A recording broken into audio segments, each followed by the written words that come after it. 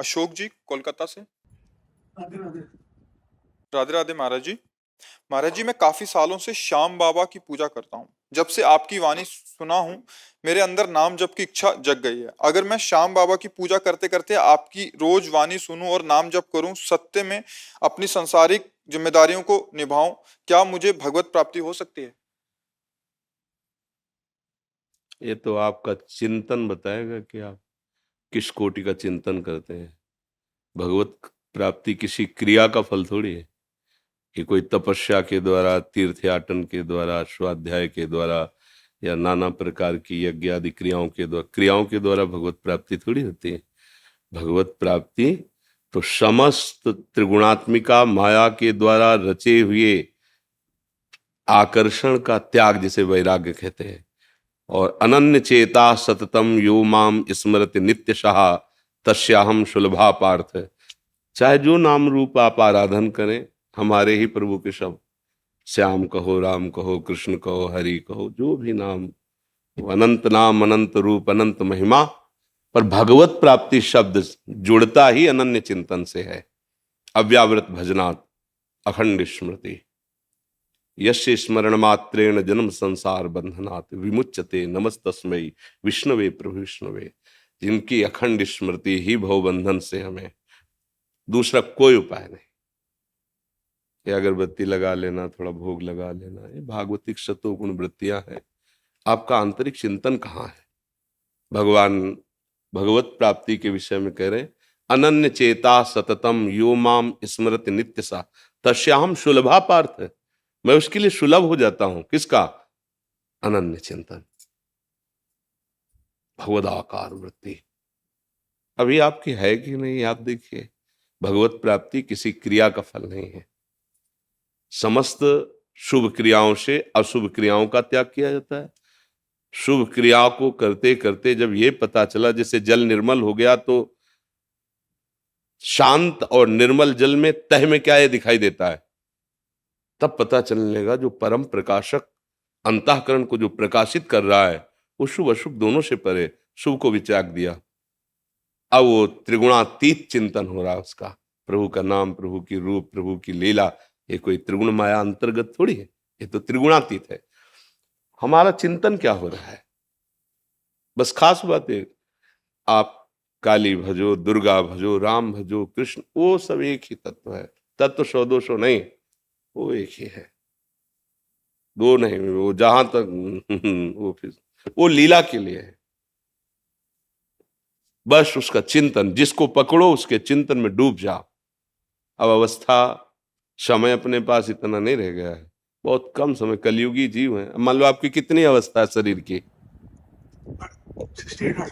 68 है। अब पता नहीं कितने सेकंड है आगे, कितने सेकंड कोई भरोसा तो है नहीं। फांसी वाले सजा जो को तो उसको पता है कि अमुक तारीख को दी जाएगी, लेकिन अपने को तो वो भी पता नहीं, गेट से बाहर निकलेंगे कि नहीं निकलेंगे कोई पता नहीं। राह बोल रहे हैं, धा तक पहुंचेंगे कि नहीं पहुंचेंगे, इतना भी समय का ज्ञान नहीं कि राधा बोलना चाहते, राह बोले और आधे में चले गए, धा तक नहीं पहुंच पाए, ऐसा सिस्टम है इसका।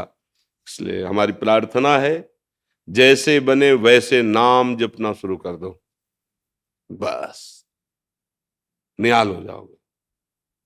पूजा पाठ योग साधना सब साधन कर, यह फल सुंदर प्रभु पद पंकज प्रीति निरंतर। अपने आराध्य देव का निरंतर स्मरण, उत्साहित होकर हर समय नाम चल रहा है, भगवत प्राप्त ही हो। बस इसे पकड़ लो। भगवत प्राप्ति, दान पुण्य, जितनी भी ये सब क्रियाएं हैं, इन सब से नहीं होती। भगवत प्राप्ति चिंतन से होती है। बारी मथे घृत होए बरु सिकता ते बरु तेल, बिनु हरि भजन न भवतरी, या सिद्धांत पे। भगवान के वचन है, अनन्यस चिंतयन्तो माम ये जना पर्युपासते। जो मेरी उपासना अनन्य चिंतन की करते हैं, योगक्षेम मैं वहन करता हूं उनका, और तेषाम हम समुद्धरता मृत्यु संसार सागरात। बस बात पकड़ लो। अगर भगवत प्राप्ति करनी है तो वो आंतरिक चिंतन होता है। हाँ, बाहरी भागवतिक क्रियाएं कर रहे, पर कोई उनकी फल की आशा या उस पर मातृ बुद्धि नहीं, मातृ बुद्धि अंतर के चिंतन में।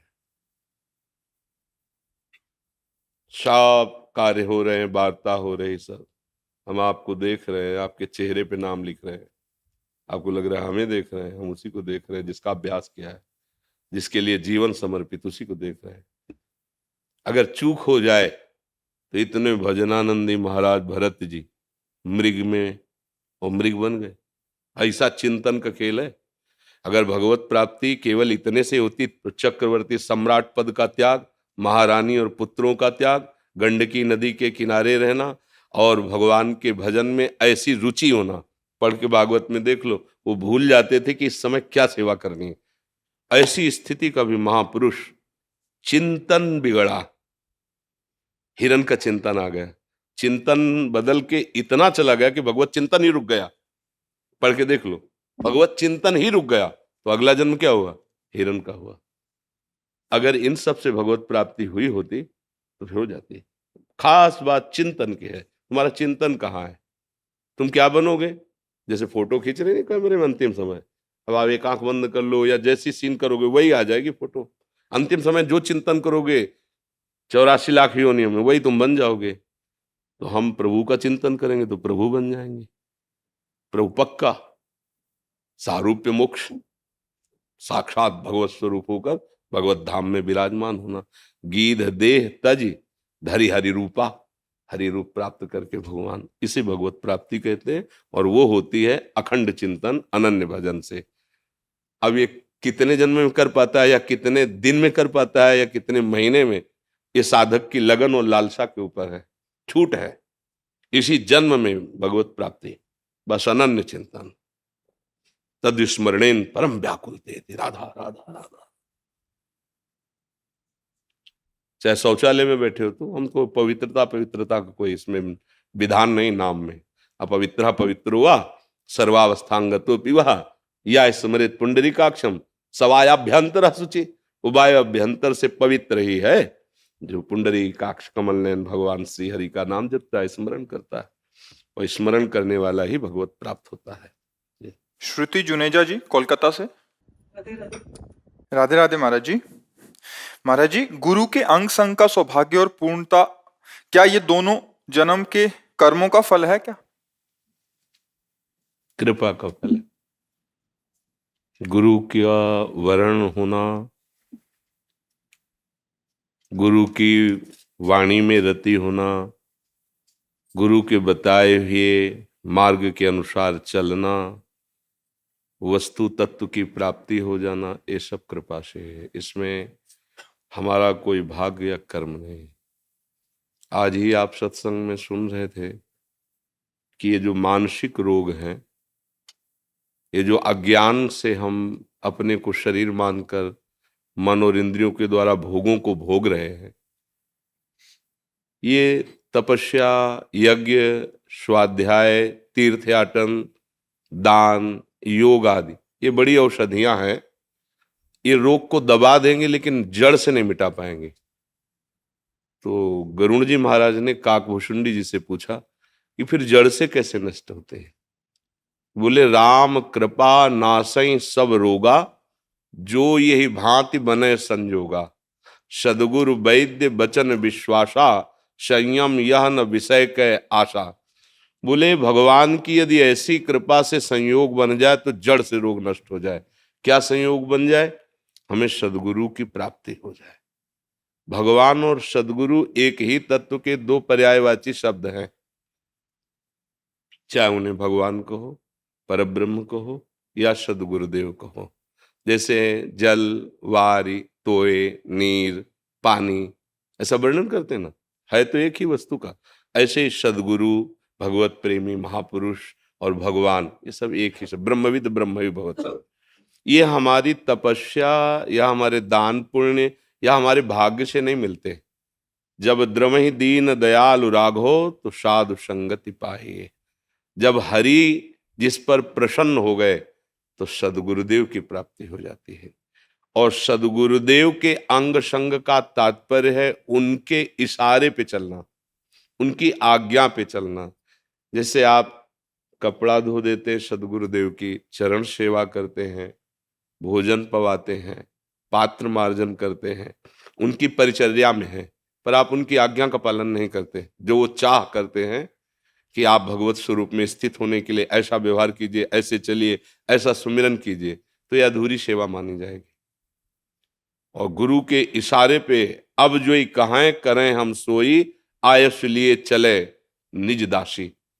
निज दासी मतलब बिका हुआ, मेरा कोई अस्तित्व नहीं। गुरुदेव का खड़े हो जाओ, खड़े हो जाओ, बैठ जाओ, बैठ, खड़े हो जाओ, बैठ जाओ, क्यों बैठ गए, खड़े हो जाओ। तो दोबारा है नहीं, पर ये क्या चल रहा है, मतलब बार बार खड़े होना, बार बार बैठना, बार बार। अरे एक बार बोलो खड़े हो जाओ या बैठ जाओ, फेल हो गए। एक शिष्य को बहुत प्यार करते थे गुरुदेव। जिसको गुरु का प्यार मिल जाए तो मतलब आप कुछ बकाया नहीं रहेगा, सब कुछ प्राप्त हो जाएगा। गुरु प्यार कर दे, गुरु उसी को प्यार करते हैं जो गुरु की आज्ञा पे रहता है। तो औरों को लगता कि ऐसा क्या। तो एक दिन एक ने प्रश्न किया, महाराज जी हम भी तो आपके हैं, आप इनको इतना प्यार, जो आज्ञा इन्हीं को, जब देखो तो इन्हीं को, तो हमें अवसर क्यों नहीं मिलता, हमें उतना प्यार क्यों नहीं देते आप, मतलब क्या कमी हमें। तो तुम्हें लगता है ऐसा है, हमारे लिए तो सब समान है। ये सुनो, हमारी इच्छा है कि ये जो बरगद के पेड़ है इसमें चबूतरा एक बना दो, और जिसे बहुत प्यार उसे कहा पीपल के पेड़ के नीचे एक चबूतरा बना दो, शाम तक बन जाना चाहिए। बोले जी सब, दोनों ने बनाया। शाम क्या है, बोले ठीक नहीं, दोनों बिगाड़ दो, बिगाड़ दो। सुबह फिर दोनों बना दो, शाम के फिर का बिगाड़ दो। 3 दिन लगातार करने के बाद जो प्रश्न किया था कि हमें क्यों प्यार नहीं, बोले आप बताओगे कि आपकी पसंद क्या है, रोज बनवाते हो, रोज बिगड़वा देते हो, आप एक बार तो बताइए आपकी पसंद क्या है, व्यर्थ में हमारा। इसलिए इसको प्यार करते हैं, इसलिए इसको प्यार करते हैं कि हमें तुम जीवन भर बनवा बिगड़वा, हमसे इससे मत, हम तो बिके हुए आपके दास हैं, आप जैसा आज्ञा करें। उससे पूछा कि आपको कुछ बुरा नहीं लगा, बोले बुरा क्यों लगे, न मेरा शरीर, न मेरा मन है, न मेरा संकल्प है, ये तो आपको समर्पित है, आप जैसे चाहो करते रहो, आप सब कुछ प्राप्त हो जाएगा। गुरु के अंग संग का मतलब है गुरु की आज्ञा में जीवन को समर्पित कर देना। गुरु और भगवान दो नहीं है, इसका हमें अच्छी तरह ये भाव करना है। तो जैसे लोग कहते हैं मानो सामने वाला कपट कर रहा हो, तो काल नेमि ने कपट करके साधु रूप धारण करके हनुमान जी को ठगना चाहा, तो भगवान ने मकरी रूप से बता दिया ना साधु ने, क्योंकि आप भगवान के सहारे हैं, वो बीच में आपके हैं, गुरुदेव और आपके बीच में भगवत सत्ता विराजमान है। अगर आप सच्चे हृदय से, तो सच्ची कहते हैं उनकी कही हुई बात से आपको भगवान मिल जाएंगे। बातें बहुत हैं, बस समझना है। एक बार एक ग्रामीण भगत जो गाय चराया करता था, भागवत कथा हो रही थी, तो निकला वहां से, उसके पास समय तो था नहीं सुनने का, वो लोग सुन रहे तो खड़ा हो गया ऐसे लाठी लेके कि क्या बोल रहे हैं महाराज। तो उन्होंने कहा बिना गुरु बनाए जीवन पशु जैसा व्यर्थ चला जाता है, जीव को गुरु की शरण में जाने से ही परम कल्याण होता है। चला गया। तो विचार किया कि यार हम कैसे गुरु बनावे, ना हम पढ़े ना लिखे ना।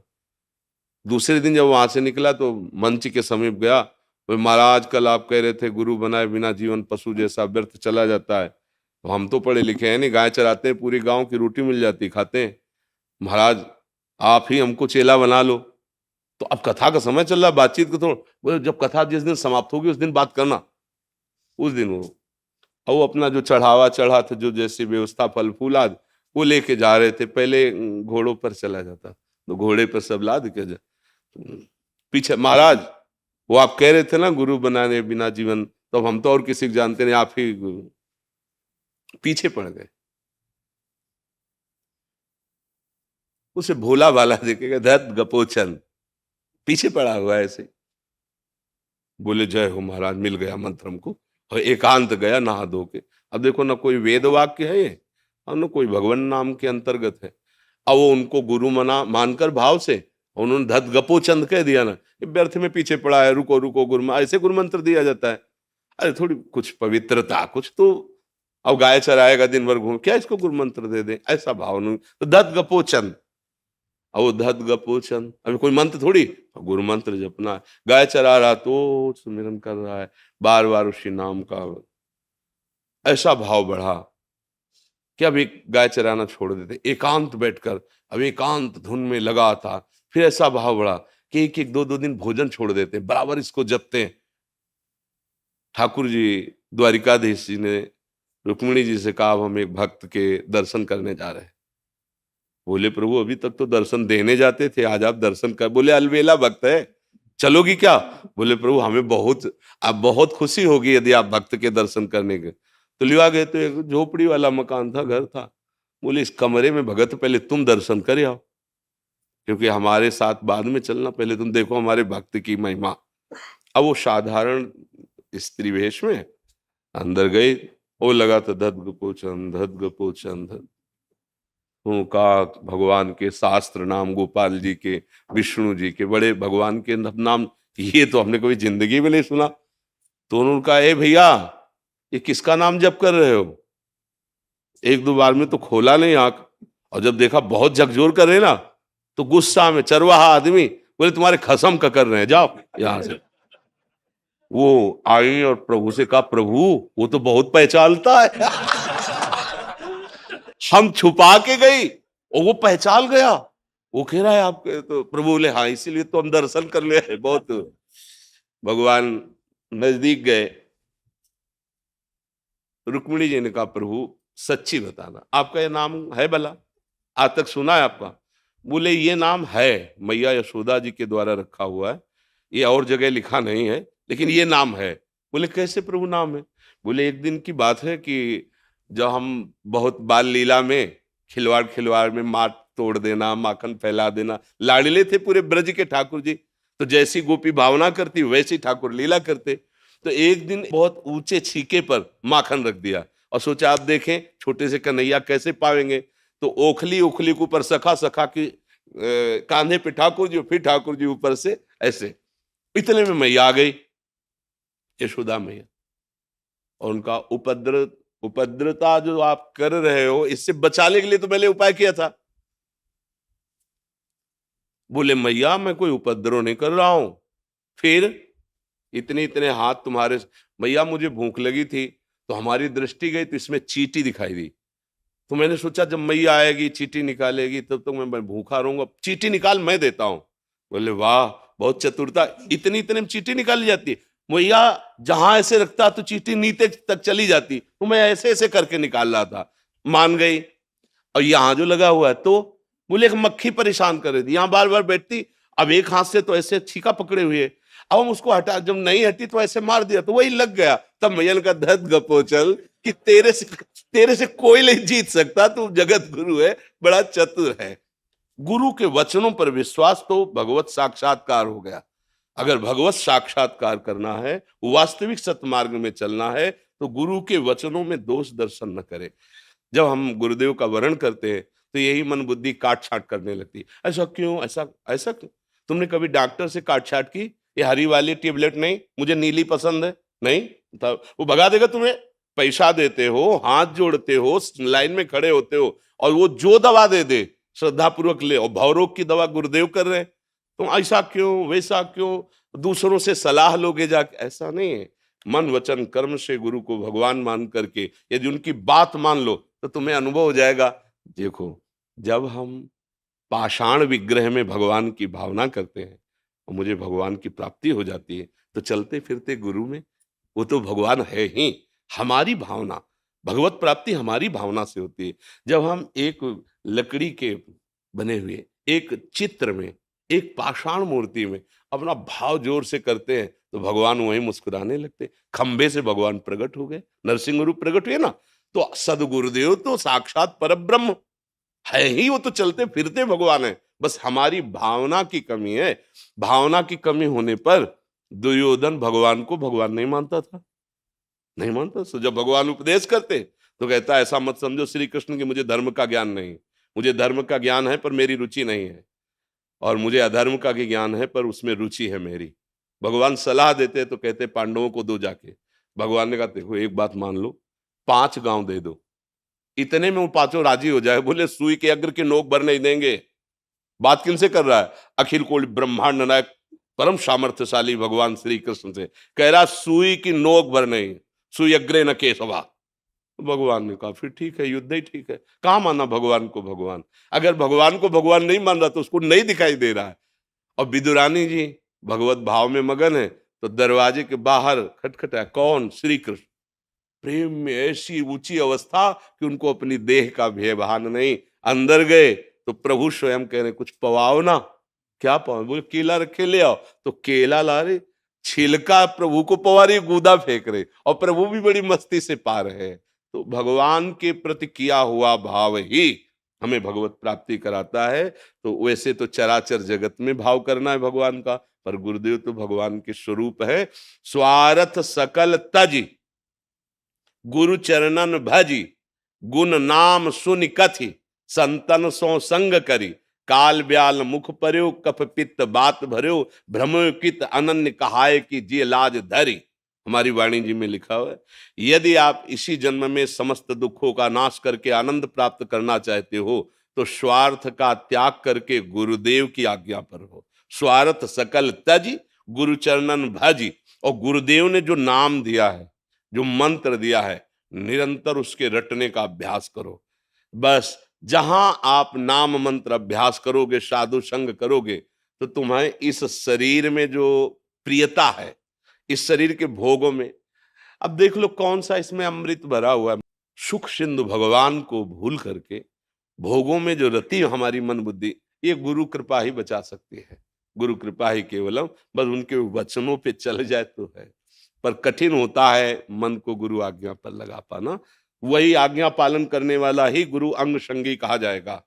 आज्ञा का पालन नहीं करता, बात नहीं बनेगी। उनके समीप रहते हुए भी ऐसे कितने उदाहरण हैं कि गुरु की बड़ी कृपा है, वो समीप सेवा में रखे, पर उनकी दृष्टि गुरु के वैभव पर है, गुरु के सम्मान पर है, गुरु की हृदय वस्तु पर नहीं है। जो आज्ञा करते हैं परमार्थ की, उसका पालन नहीं तो फिर शिष्य वो खाली ही रहेगा। गुरु की अध्यात्म वस्तु की प्राप्ति उससे नहीं होगी, वो सानिध्य में रहते हुए भी अधूरा ही रहेगा। और लाखों कोस दूर है और अपने गुरु को ब्रह्म मानकर उनकी आज्ञा पर चल रहा है, वो पूरा हो जाएगा, लाखों कोस दूर से पूरा हो जाएगा, क्योंकि गुरु वहीं विराजमान है। गुरु अखंड मंडलाकारम व्याप्तमेन चराचरम, चराचर में मेरे गुरुदेव विराजमान। बस उनको हम अपना जीवन आज्ञा पर समर्पित कर दें, ये बहुत कठिन बात। और जिसने समर्पित कर दिया वो फतेह को प्राप्त हो गया, वो जय को प्राप्त हो गया, वो शुभ अशुभ विध्वंस करके महासुख में निमग्न हो गया। ये शुभ अशुभ जो बांधने वाले कर्म है, इनसे मुक्त हो गया। विशाल सोनी जी आजमगढ़ से। श्री हरिवंश महाराज जी, आपके चरणों में कोटि कोटि प्रणाम। गुरुदेव, हमारा छोटा सा आभूषण का व्यवसाय है। कुछ लोग किसी मजबूरी में अपना आभूषण बेचना चाहते हैं जिसमें भगवान की मूर्ति बनी रहती है या प्रणव लिखा रहता है। ऐसे आभूषण खरीद सकते हैं क्या? किन्हीं कारणों से, क्योंकि पुरानी मूर्ति है, उसे गलाने के बाद दूसरा आभूषण बनाया जा सकता है। ऐसी स्थिति में दुकानदार क्या करे महाराज जी? देखो, जो जिनको केवल लौकिक लाभ की, तो उनसे हमारा कोई संभाषण ही नहीं है। लेकिन यदि आप यहाँ आए हो तो इसका मतलब आप कहीं ना कहीं भगवत कृपा पात्र हैं। तो जिसमें प्रभु का श्री विग्रह बना हुआ है, उसे हम स्वर्ण में गलाएं और अपने को सनातन धर्मी कहें, मुझे नहीं लगता बहुत बड़ी हानि है। कोई भी बताओ, आप अपने प्यारे की छवि को आग में झोंक सकते हो क्या? जिससे प्यार हो उसकी फोटो, हमने तो स्कूल पीरियड में देखा बच्चों को, जैसे नहीं, पर्स में अगर दूसरा छीन भी ले, देख भी ले, उसको पीटने की कोशिश करता था। मतलब हमारा वो पर्सनल प्यार का विषय है, आप उसे दो। तो हमारे आराध्य देव की छवि, आराध्य देव के धातु के श्री विग्रह मान लो, अब उनको हम गला सकते हैं। व्यापार, सांसारिक लाभ, ये तो तुम्हारे चिंतन में होगा, लेकिन इसका जो स्वरूप है वो क्या होगा? आप केवल एक व्यापारी हैं। व्यापार किसके लिए? धनोपार्जन के लिए। धनोपार्जन किसके लिए? जीने के लिए। तो जी किसके लिए रहे हो? भोगों के लिए। फिर तो कोई प्रश्न ही नहीं बनता। अगर प्रश्न बनता है तो फिर हम ऐसा नहीं कर सकते। हमारे ठाकुर का विग्रह हो और हम उसे आग में गलाएं, ये अपने से तो, अपनी सलाह में नहीं, मनमानी कुछ भी करो, सलाह में नहीं, मुझे ऐसा लाभ नहीं चाहिए। और उपाय करेंगे और कर लेंगे, लेकिन भगवत विग्रह बना हुआ है, मतलब वो श्री कृष्ण रूप है या राम रूप है या गणेश रूप है या गौरी या लक्ष्मी रूप, कुछ भी रूप रखा हुआ है और बड़ा लाभदायक है, क्योंकि वो पुराना सोना हमें दे रहा है तो काफी हमें प्रॉफिट हो जाएगी। हमारी दृष्टि में क्या नजर आया? केवल सोना ही तो नजर आया, लौकिक लाभ नजर आया, लेकिन सोना जो तुम समझ रहे हो वो नहीं है, जो है उसे तुम समझ नहीं पा रहे, और जो है वही लाभ देगा। ये तो सब करोड़ों अरबों रुपए कमाए और एक झटके में रोड में फैल गए, मैं गाड़ी परिवार सहित सब। कर्म बिगड़ जाते हैं, कर्म बिगड़ गए। अब एक आदमी तलवार से लेकर हमारे विग्रह को काटता है तो हम उसको विधर्मी और कोसते हैं, कहते हैं नीच। हमारे भगवत विग्रहों को समझ रहे ना हमारी बात? और वही हम उसी भगवत विग्रह को थोड़े से लाभ के लिए अग्नि में गलाते हैं, तो हम में उसमें क्या अंतर रहा? आप हमें बताओ, कोई अंतर आप मानेंगे है? कोई अंतर नहीं तो है। प्रभु बस हम यही आपको समझाना चाहते हैं कि कम लाभ, धर्म में जीवन, नमक रोटी, सुखी परिवार, आनंद में जीवन। ज्यादा धर्म विरुद्ध आचरण, वो फिर हानि हो जाएगी।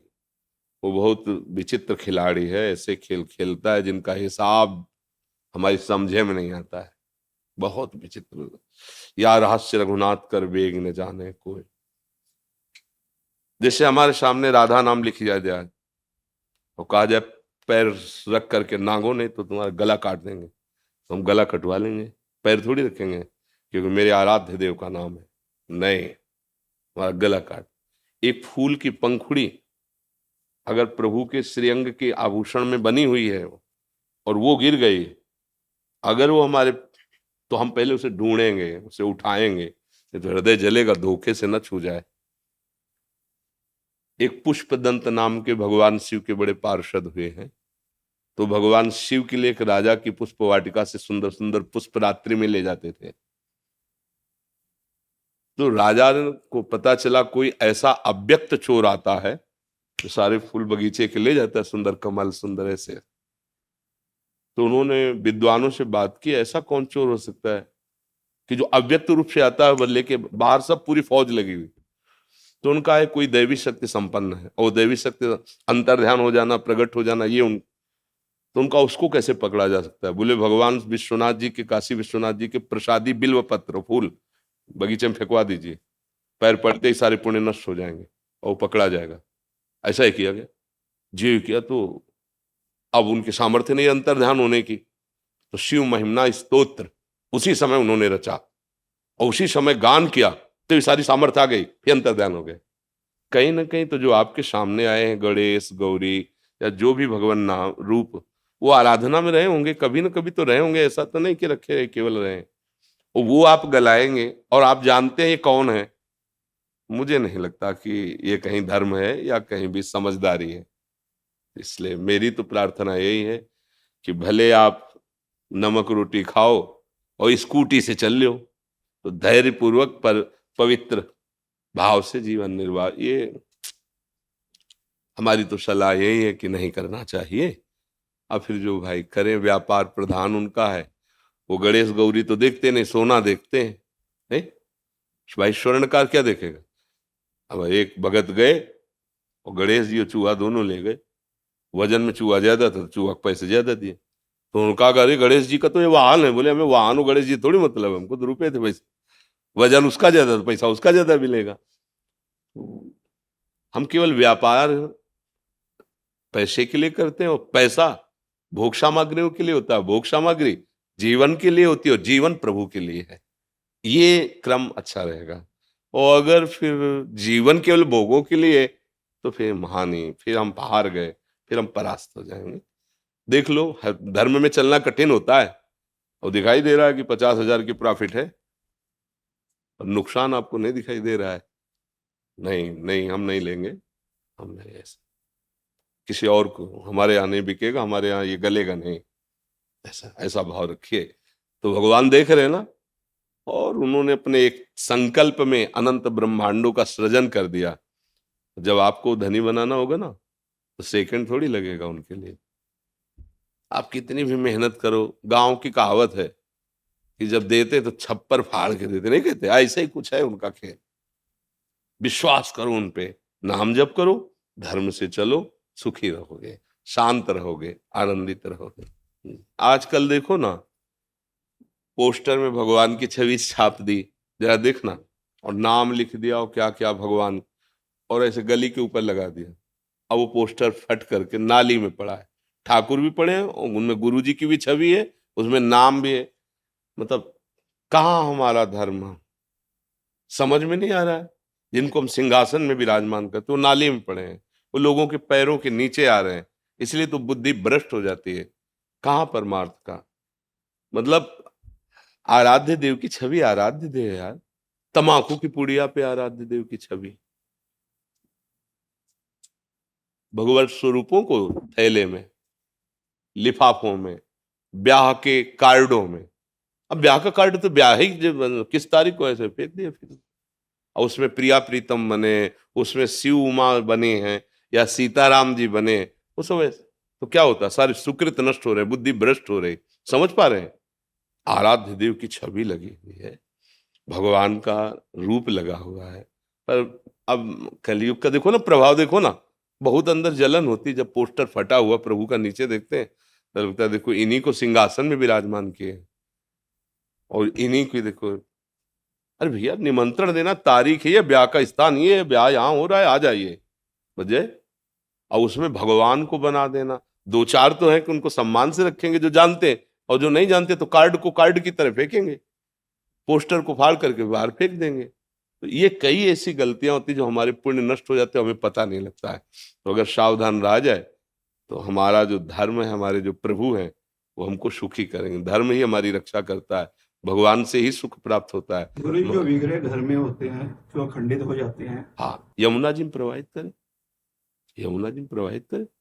यमुना जी गंगा जी इसीलिए हैं, उनमें विराजमान कर दे। भावना करते हैं कि उनके महल में विराजमान हो गए, नवीन विग्रह विराजमान कर ले। और उसका थोड़ी मतलब कि बेच दे।